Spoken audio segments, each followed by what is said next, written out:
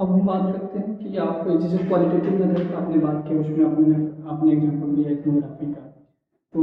Qualitative method का एक part होता है डिस्कोर्स एनालिसिस और कंटेंट एनालिसिस। इस पर भी थोड़ा सा फोकस कर दीजिए कि अगर कोई स्टूडेंट उस मेथड को लेना चाह रहा है तो किस कंटेक्स्ट में उस मेथड को लिया जा सकता है। ओके, सो फॉर एग्जांपल जब हम एथनोग्राफी के बारे में बात करें, एथनोग्राफी में ही बहुत सारे मेथड होते हैं जैसे कि ऑब्जर्वेशन और ये सब एथनोग्राफी की पार्ट है। जब आप कंटेंट एनालिसिस के बारे में बात कर रहे हैं तो आपका जैसे कि नाम बता रहे हैं कंटेंट एनालिसिस, आपके पास कुछ कंटेंट है, आप उसका एनालिसिस करते हैं। फॉर एग्जांपल अगर आप हिस्ट्री के फील्ड से हैं तो आपको अगर पुराने कोई क्या कह सकते हैं आर्टिफैक्ट्स हैं, अगर आप उनकी स्टडी कर रहे हैं, मैन्युस्क्रिप्ट्स हैं उनकी स्टडी कर रहे हैं, या फिर अगर आप पोलिटिकल साइंस के अंदर आप देखना चाहते हैं कि मीडिया में कैसे एक जेंडर या एक कास्ट या एक ट्राइब का ग्रुप कैसे रिप्रेजेंटेड है, उसके लिए आप अलग अलग न्यूज़पेपर्स आप पढ़ते हैं, अलग अलग मूवीज आप देखते हैं, अलग अलग डॉक्यूमेंट्रीज आप देखते हैं। तो वो जो कंटेंट है फिर आप उसके बेसिस पे आप निकालते हैं जो भी आपके क्वेश्चन से रिलेटेड जो आपके आंसर है उस पर आप ढूंढते हैं। तो that's how you do it. और अगर हम डिस्कोर्स एनालिसिस के बारे में बात करें तो डिस्कोर्स एनालिसिस बेसिकली जो है जब आप एनालाइज करते हैं कि कोई चीज जो है किस तरीके से उस पर बात करी जा रही है, कैसे आप जैसे फॉर एग्जांपल आप कोई टेक्स्ट पढ़ रहे हैं या आप किसी से आप कोई वीडियो देख रहे हैं, आप कोई मूवी देख रहे हैं, तो किस तरीके से उस पर बात करी है, किस तरीके से ऑथर ने उसके ऊपर बोला है, तो वो आप उसके अंदर आप वो करते हैं। फॉर एग्जाम्पल अगर मैं मूवी का एग्जाम्पल लूँ और पीके मूवी, तो पीके मूवी के अंदर जब पीके जेल में होते हैं तो वो एक टर्म यूज करते हैं अच्छा वर्ड, अच्छा। तो वो अच्छा की कॉनोटेशंस बताते हैं कि कैसे अच्छा को आप अलग अलग जगह पे इस्तेमाल करते हैं और हर एक रेफरेंस में उसका अलग मतलब होता है। तो उस तरीके का एनालिसिस कि किस तरीके से कोई वर्ड, कोई टर्मिनोलॉजी या कोई भी बात, कोई आर्गुमेंट किस तरीके से करी गई है, कंटेक्स्ट में उसका मीनिंग चेंज होता है। एग्जैक्टली। जैसे कि स्किनर भी बात करते हैं कि आप सिर्फ टेक्सचुअल रीडिंग मत करिए, आप कंटेक्स्ट भी समझिए कि कंटेक्स्ट क्या है, तो उसके अंदर आप डिस्कोर्स एनालिसिस में वो बात करते हैं। अब हम बात करते हैं केस स्टडी। केस स्टडी के बगैर हम लोग रिसर्च जो प्रपोजल है या जो हम लोग थीसिस लिखते हैं उसको उसके बगैर मानते हैं कि अधूरा है। थोड़ा उसके बारे में केस स्टडीज के बारे में। ओके, तो देखिए आप हर बंदे को केस स्टडी मेथड यूज करने की जरूरत नहीं है। आपके रिसर्च, आप सबसे पहले जब आप रिसर्च शुरू करना होता है आपको, तो आप रिसर्च डिजाइन बनाते हैं, बिना उसके आप आगे नहीं बढ़ सकते। तो आप अपने क्वेश्चन देखिए, आप अपनी प्रॉब्लम देखिए कि क्या है और किस तरीके से आप उसे एड्रेस कर सकते हैं। फॉर एग्जाम्पल मैं अगर अपना एमफिल का एग्जाम्पल लूँ, मेरे एमफिल है religious violence in Nigeria, a case study of Boko. तो मैंने टेररिस्ट ऑर्गेनाइजेशन को अपनी केस स्टडी बना के फिर मैंने ये लिया क्योंकि मुझे कुछ ऐसे कॉन्सेप्ट जस्टिफाई करने थे या एक्सप्लेन करने थे, उनका कोरिलेशन देखना था जो कि मैं एक केस स्टडी के थ्रू करना चाह रही हूँ, जो कि मुझे बहुत ज्यादा मदद कर रहा था, इसीलिए मैंने लिया। तो आप देखिए कि आपको कौन सी इशू आपका है, क्या कॉन्सेप्ट है, आप कैसे उसको इस्तेमाल करना चाहते हैं, तो आप केस स्टडी लेते हैं। फॉर एग्जाम्पल अगर मैंने बोको हराम की केस स्टडी ली तो मैं उसका ग्रुप के बारे में मैं पूरा इंफॉर्मेशन दूँ, फिर उसके ऊपर बात करी जाए, फिर मैं उन अपने कॉन्सेप्ट्स को रिलेशन में देखूँ, को अप्लाई करूँ अपनी केस स्टडी। अब फॉर एग्जाम्पल आप लेना चाहते हैं, अगर आप फॉर एग्जाम्पल आप कास्ट ग्रुप देख रहे हो या आप जेंडर देख रहे हो, फॉर एग्जाम्पल आप देखो कि अगर केस स्टडी ऑफ बिहार, आपने एक स्टेट ले लिया एज अ केस स्टडी, अब आप बिहार में सबके पास तो जाके नहीं बात कर सकते, इसलिए सैम्पलिंग मेथड है आपके पास। उसके अलावा अगर आप फॉर एग्जाम्पल आप अब मैं अभी रेफ्यूजी स्टडीज पे काम कर रही हूँ, तो ऑब्वियसली मेरे पास एक केस स्टडी होना चाहिए क्योंकि मैं सारे रेफ्यूजी ग्रुप्स पे स्टडी नहीं कर रही, मुझे एक केस स्टडी, एक पर्टिकुलर ग्रुप चाहिए जिसके ऊपर मैं स्टडी करूँ। तो उसके लिए आप उस रेफरेंस में वो केस स्टडी मेथड आप इस्तेमाल करते हैं। कंपैरेटिव मेथड्स पर थोड़ा सा बताइए। कंपैरेटिव मेथड्स इसलिए होते हैं कि देखिए अगर आप फॉर एग्जांपल आप देखना चाह रहे हैं, अगर मैं कहूँ एग्जांपल हम ले रहे हैं कि वुमेन की पोजीशन क्या है एक स्टेट में और दूसरे स्टेट में, सेम हो सकता है आप बिहार का ले सकते हैं और केरला का ले सकते हैं कि आप एग्जैक्टली। फॉर एग्जांपल अगर मुझे एससी एसटी वुमेन की पोजीशन देखनी है तो मैंने एक स्टेट केरला ले लिया, एक स्टेट बिहार ले लिया, तो उसके अंदर हम कंपैरेटिव देख रहे हैं कि भाई कैसे कोई ऐसे फैक्टर्स हैं जो दोनों की पोजीशन को हैम्पर करते हैं, इम्पैक्ट करते हैं, या दोनों जगह हर जगह पे एससी एसटी वुमेन की सिचुएशन वही सेम। तो वो सारे जो कंपैरेटिव मेथड होता है आपको एक्चुअली एक ब्रॉडर स्पेक्ट्रम में हेल्प करता है इन द सेंस कि आप दोनों जगह अलग अलग फैक्टर्स में अलग अलग फैक्टर्स को इंक्लूड करके आप डिफरेंस देख पाते हो। तो वो सेंस में यूज होने के लिए, बट आपको जरूरी नहीं है जितने मेथड्स बताए गए आपको वो सारे यूज करने हैं, जरूरी नहीं है कि आपको कंपैरेटिव यूज करना है, जरूरी नहीं है आपको केस स्टडी यूज करना है, जरूरी नहीं कि आपको सर्वे यूज करना है, आपको पता होना चाहिए कि आपका रिसर्च प्रॉब्लम क्या है और कौन सा मेथड जो है आपको ब्रॉडली उसके अंदर हेल्प करता है। जैसे मैं फॉर एग्जांपल मैं मेथडोलॉजी के बारे में मैंने जब बता रही थी, तो अगर आप क्वालिटेटिव क्वांटिटेटिव तक हम सिर्फ सीमित रहते हैं, उसके अलावा डिस्क्रिप्टिव भी है,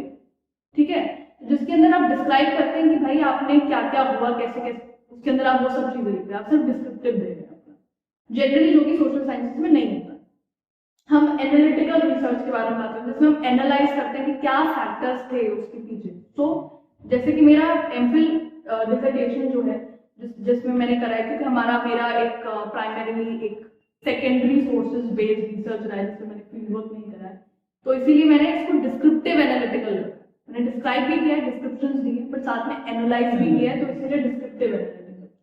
उसके अलावा अगर हम बात करें तो फील्ड वर्क के बारे में मैं बताते बताते मुझे एक इम्पॉर्टेंट जो पॉइंट याद आया है, वो ये कि जब आप पीएचडी रिसर्च टॉपिक आप लेकर जाते हैं तो यूजुअली प्रेफर करिए कि इस तरीके का टॉपिक हो जिसमें फील्ड वर्क पॉसिबल हो, मतलब जिसके अंदर आप जो है आप एक्चुअली जाके डेटा कलेक्ट कर पाओ। आप ऐसा कोई डेटा नहीं यूज कर रहे जो कि ऑलरेडी गिवन है, जनरली पीएचडी में उसके बगैर पीएचडी का थीसिस अधूरा माना जाता है। Exactly. तो इसी से मेरा अगला मतलब है कि आपका सोर्सेज को लेकर कि हाँ जो प्राइमरी और सेकेंडरी सोर्सेज होता है, तो रिसर्च को जब बनाया जाता है तो वहाँ भी काफी कंफ्यूजन होता है, क्योंकि हम लोग जब रिसर्च को जब बनाते हैं तो जनरली सेकेंडरी सोर्सेज का ही यूज करते हैं। तो उसमें आप थोड़ा सा बताइए कि हाँ डिस्टिंक्शन बता दीजिए, उसको लेकर क्या सावधानी रखनी चाहिए प्राइमरी सोर्सेज और सेकेंडरी सोर्सेज को। ओके, सो जब हम सोर्सेज के बारे में बात कर रहे हैं तो बिना सोर्सेज के आप डेटा कलेक्ट नहीं कर सकते, तो हम प्राइमरीली दो में डिवाइड करते हैं, primary sources, secondary source. Primary is जहां पर आप खुद जाके सब कुछ डेटा कलेक्ट कर रहे हैं, चाहे आप ऑब्जर्वेशन से वो डेटा कलेक्ट कर रहे हैं, चाहे आप इंटरव्यू करके वो डेटा कलेक्ट कर रहे हैं, या फिर आप सर्वे करके वो डेटा कलेक्ट कर रहे हैं, जिसके अंदर आपने सब क्वेश्चनेयर्स बना दिए हैं और उसके अंदर आप या तो लोगों में बांट दीजिए ताकि वो खुद उसमें जो भी आंसर दे, या फिर प्राइमरी, या फिर आप खुद उनके जो भी उनको रिस्पॉन्स दे आप खुद भरिए। तो वो सब आपका जहां पर आप खुद से जाकर आप रिसर्च में डेटा कलेक्ट करते हैं, चाहे वो ऑब्जर्वेशन ही क्यों ना, जिसको आप क्वांटिफाई नहीं कर सकते लेकिन आप ऑब्जर्व कर रहे हैं, वो सब प्राइमरी है। प्राइमरी मतलब आप खुद, तो आप खुद जाके जो भी डेटा कलेक्ट कर रहे हो वो सब प्राइमरी है। जैसे आपने एग्जांपल दिया था फील्ड विजिट का, तो प्राइमरी डेटा के लिए आपको फील्ड विजिट करना पड़ता है ताकि आप खुद हैंड्स ऑन जाके जो एक्सपीरियंस आप लेकर आप जो डेटा आप रिपोर्ट करते हो अपने फाइंडिंग्स में, वो आपका primary source. Secondary sources is basically जो ऑलरेडी है डेटा, उसको आप एनालाइज कर रहे हो। जैसे कि फॉर एग्जांपल अगर आप बुक्स, आप जो भी आपने अपना रिव्यू ऑफ लिटरेचर किया तो आपने बुक्स पढ़े होंगे, आपने आर्टिकल्स पढ़े होंगे, या फिर आप गवर्नमेंट रिकॉर्ड्स को रेफर करना चाहते हो, या कोई भी इंटरनेशनल ऑर्गेनाइजेशन, जैसे मेरा topic religious violence in Nigeria जो एमफिल मेरा था, उसके अंदर मैंने इंटरनेशनल ऑर्गेनाइजेशंस की ऑलरेडी जो गिवन डेटा है मैंने उसको भी यूज किया। अच्छा, कुछ स्टूडेंट्स हमेशा क्या कंफ्यूज हो जाते हैं कि क्या गवर्नमेंट रिकॉर्ड्स को जो है हम उसको प्राइमरी डेटा मान के चलें। देखिए एक्चुअली क्या होता है, अगर आप बिल्कुल रॉ डेटा उठा, अगर आपने सेंसस लिया और बिल्कुल रॉ सेंसस जिसमें कोई किसी भी तरीके का एनालिसिस आप बिना करे आप ले रहे हैं, तो वो प्राइमरी सोर्स है। बिल्कुल रॉ डेटा जिसको आपने बिल्कुल एनालाइज नहीं किया, आप गवर्नमेंट की फाइंडिंग्स को नहीं देखते।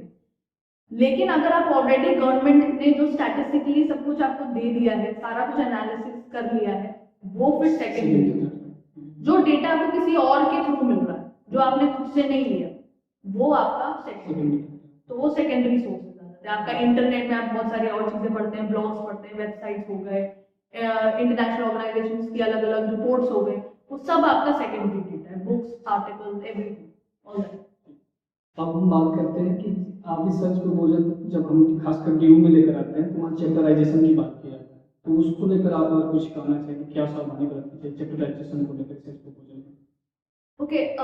चैप्टराइजेशन देखिए बिल्कुल टेंटेटिव होता है, तो यूजुअली मैं अगर अपने एक्सपीरियंस से बताऊं तो मैं अपना प्रपोजल लेके गई थी, मैं ब्रैकेट में पहले टेंटेटिव थी, क्योंकि अभी कुछ भी फिक्स नहीं है। बस वो देखना चाहते हैं कि आप कितने अच्छे से अपनी चीजें डिफेंड करते हो, कितने अच्छे से आपका माइंड क्लियर है कि आप क्या क्या करना चाहते हो।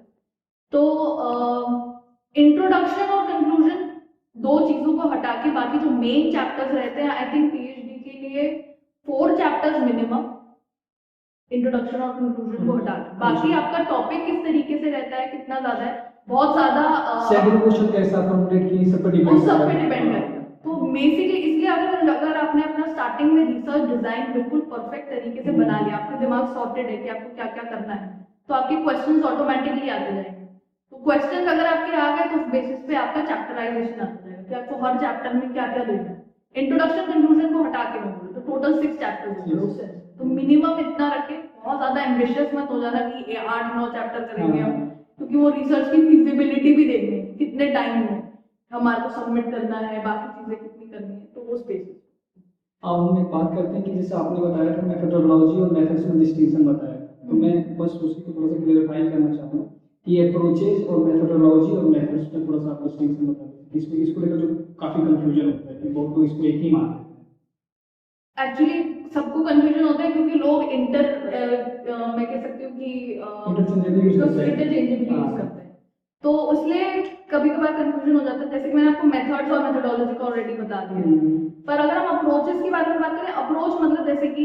नाम थोड़ा सेल्फ एक्सप्लेनेटरी है, कैसे आप अपनी रिसर्च को अप्रोच करते हैं, तो कभी कभार वो मेथोडोलॉजी के साथ ओवरलैप भी करता है। अब अप्रोच इन द सेंस आपका लेंस भी हो सकता है, लाइक फॉर एग्जांपल आप एक फेमिनिस्ट पर्सपेक्टिव से अपना रिसर्च, आपकी अप्रोच फेमिनिस्ट थ्योरीज के बेसिस पर है। एक एग्जांपल इसका हो सकता है कि आप स्टेट को देख रहे हो तो वहाँ लिबरल पर्सपेक्टिव, हाँ लिबरल पर्सपेक्टिव हो सकता है, आपका मार्क्सिस्ट एक लेंस हो सकता है स्टेट का देखने का, एक फेमिनिस्ट आपका अलग Exactly. स्टेट को देखते हैं। तो आप स्टेट के पर्सपेक्टिव से आप देखो तो आपका स्टेट, आपका अप्रोच स्टेटिस्ट अप्रोच होगा।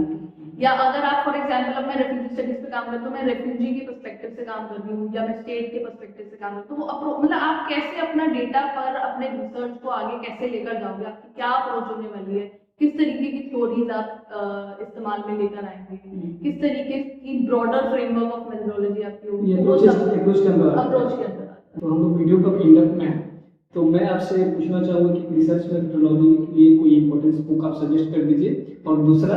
कि कोई ऐसा एक या दो बुक अगर बताना चाहें जो काफ़ी आपको फैसिनेटिंग लगा, काफ़ी जो आप सजेस्ट करना चाहें, जो रिसर्चर है चाहे हमारे जैसे एकेडमिया में जो चाहे स्टूडेंट उनको आप सजेस्ट करना चाहें तो सजेस्ट कर सकते हैं। ओके, तो सबसे पहले अगर मैं रिसर्च मेथोडोलॉजी के बारे में बात करूँ तो research methodology a step by step guide for beginners by Ranjit Kumar, ये आप बेसिक बुक है, मतलब थोड़ा सा डिटेल होगा। देखिए आपको पता होना चाहिए आपको कहाँ पे लिमिट करना है, आपको कहाँ पर है, तो ज्ञान दुनिया में बहुत है, थोड़ा सेलेक्टिव होना पड़ेगा। हाँ, उसमें सिलेक्टिव होना पड़ेगा, बहुत सारी चीजें बहुत डिटेल में, आपको सारी डिटेल्स में नहीं जाना, तो आप देखिए कि आपको कितना लिमिटेड रखना है, बट हाँ आपको बेसिक चीजें मिल जाएंगी। उसके अलावा अगर आप लिबजेन जो वेबसाइट है उस पर आप रेफर करेंगे, उसमें अगर आप रिसर्च मेथोडोलॉजी अपने सर्च में डालिए, बहुत सारे बुक्स आएंगे जो सोशल साइंसेस से भी रिलेटेड होते हैं, उसके अंदर भी आपको बहुत सारे ऐसे बेसिक बुक्स मिल जाएंगे जो कि आपको हेल्प कर सकते हैं एटलीस्ट एक रफ फ्रेमवर्क तैयार करने में अपना प्रपोजल है। इसके अंदर भी एक चैप्टर है जो कि रिसर्च प्रपोजल किस तरीके से लिखना चाहिए उसके ऊपर है,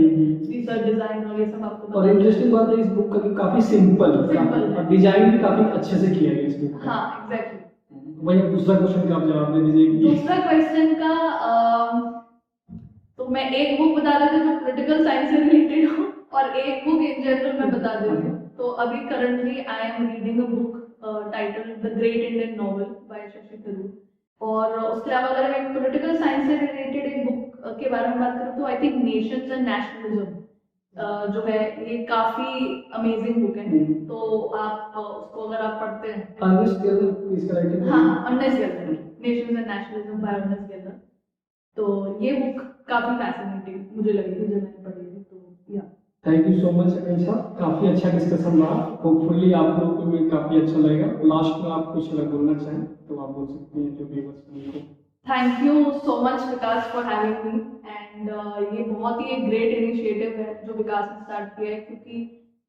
मैं अगर अपने सेंस में बताऊं जब हम उस स्टेज पे थे तो हमारे पास ऐसा कोई भी गाइड नहीं था जो हमारे को बता पाए कि रिसर्च प्रपोजल किस तरीके से बना। तो ये जो विकास ने इनिशिएटिव स्टार्ट करा है ऐसा इनिशिएटिव है जो आपको एक बिल्कुल एक मार्ग आपका पूरा प्रशस्त करेगा, आगे तक कैसे जाना है पूरा खोल देगा, सब कुछ सारे दरवाजे खिड़कियां जितनी बंद है। तो आई थिंक ये वीडियो आपको थोड़ा बहुत हेल्प करेगा बेसिक लेवल पे, आई डोंट थिंक कि बहुत ज्यादा हेल्प कर पाएगा, बट हाँ बेसिक लेवल पे रिसर्च मेथोडोलॉजी आप जस्टिफाई कर पाएंगे एटलीस्ट अगर आपसे पीएचडी इंटरव्यू में इस पर बात करेंगे। तो बस अब लास्ट में आप सभी से रिक्वेस्ट है कि आप चैनल को सब्सक्राइब कीजिए, आप लाइक कीजिए, कमेंट्स कीजिए, और अगर आप लोग चाह रहे हैं जो रिसर्च प्रपोजल के स्टेज से गुजर रहे हैं, इंटरव्यू देने चाह रहे हैं, तो आप लोग भी कमेंट्स में जाकर लिख सकते हैं कि हाँ किस टॉपिक पर वीडियो बनाया जाए, और आप शेयर भी कीजिए, क्योंकि हमारा पर्पस यही है कि जो वीडियोज बन रहे हैं ज़्यादा से ज़्यादा जो रिसर्चर हैं, जो अभी अपकमिंग रिसर्चर हैं, उनके पास पहुँचे